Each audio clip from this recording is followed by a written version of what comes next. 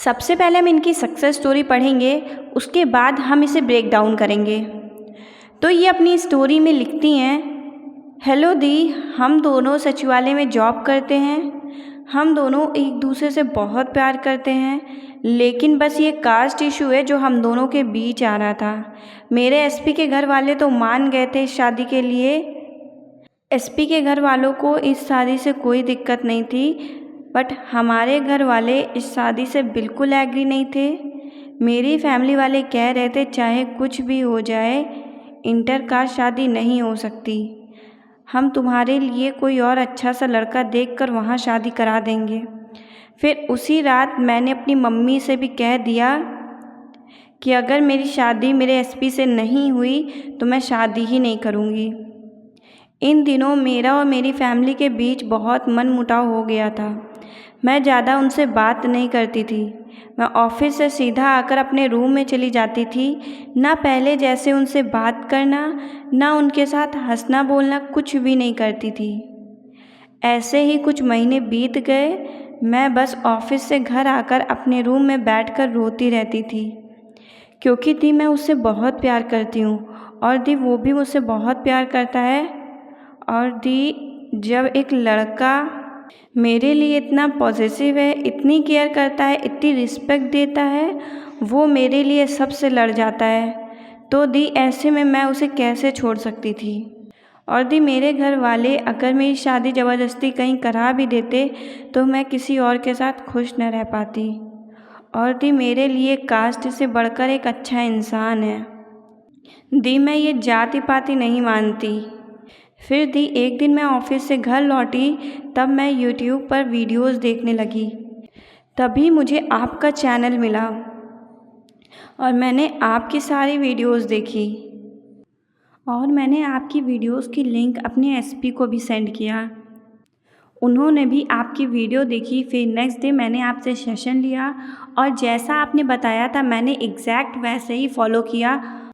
और मेरे घर वाले जो ये कहते थे कि अदर कास्ट में शादी नहीं करवाएंगे, वो आज कहते हैं जहाँ हमारी लड़की की खुशी है वहीं हम शादी करवाएंगे। और हाँ दी, मेरे साथ एक और चीज़ हुई थी। जब मैंने ये सब अफर्मेशन बोलना शुरू किया था तो मेरा एसपी और भी ज़्यादा मेरा स्टैंड लेने लगा था।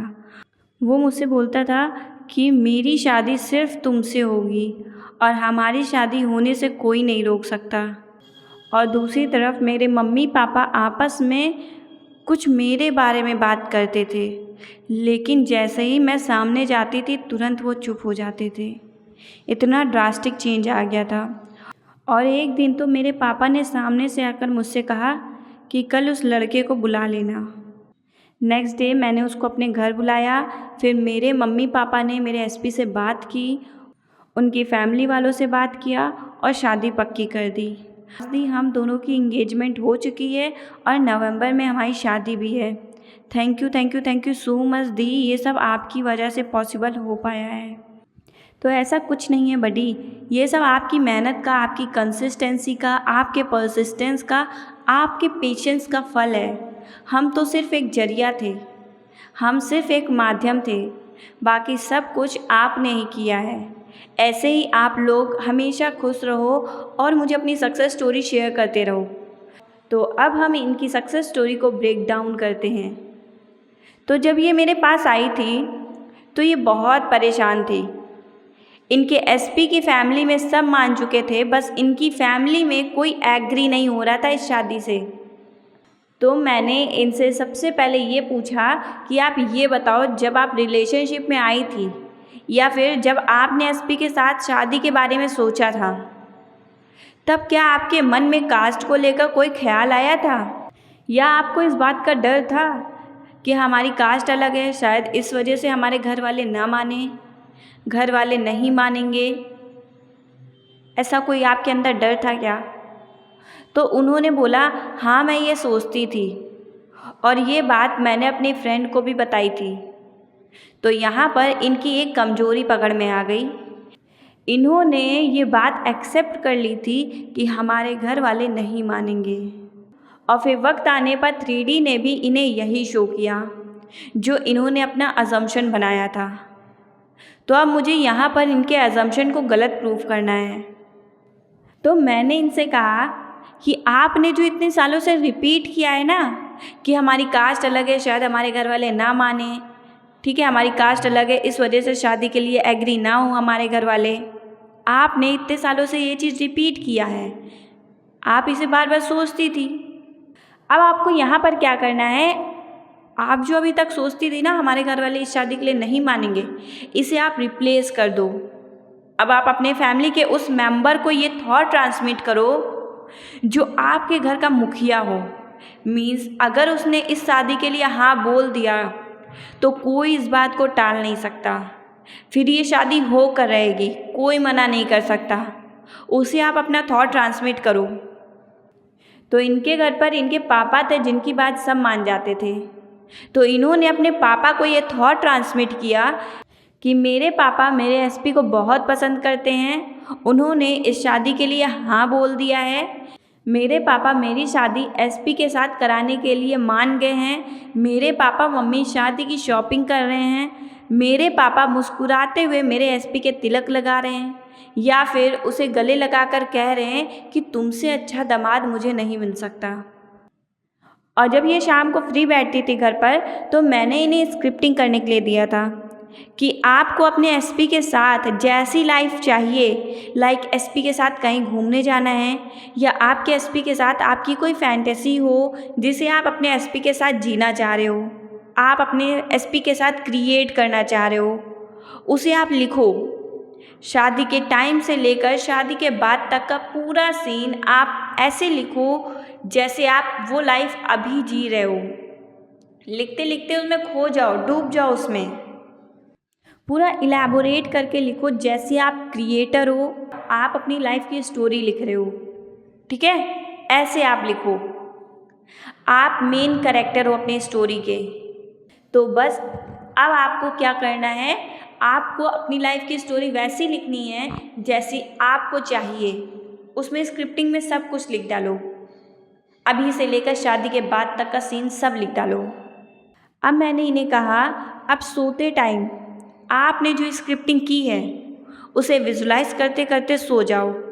आपको उस सिनेरियो को, उस पिक्चर को अपने सामने चलाना है। यहाँ पर एक बात समझो, ये विजुलाइजेशन में बहुत अच्छी थी, इसीलिए मैंने इन्हें विजुलाइजेशन करने के लिए कहा था और इन्होंने ऐसा ही किया। बहुत लोग होते हैं स्क्रिप्टिंग में अच्छे होते हैं, बहुत लोग होते हैं विजुलाइजेशन में अच्छे होते हैं, कुछ लोग होते हैं रोबोटिक अफर्मेशन करने में अच्छे होते हैं। तो ये पर्सन टू पर्सन वैरी करता है, ठीक है, ये पर्सन पर डिपेंड करता है कि वो किस चीज़ में इंटरेस्ट ले रहा है। तो इन्हें विजुलाइजेशन में इंटरेस्ट आ रहा था, इन्हें विजुलाइज करना अच्छा लग रहा था, तो मैंने इन्हें विजुलाइजेशन करने के लिए कहा और इन्होंने ऐसा ही किया।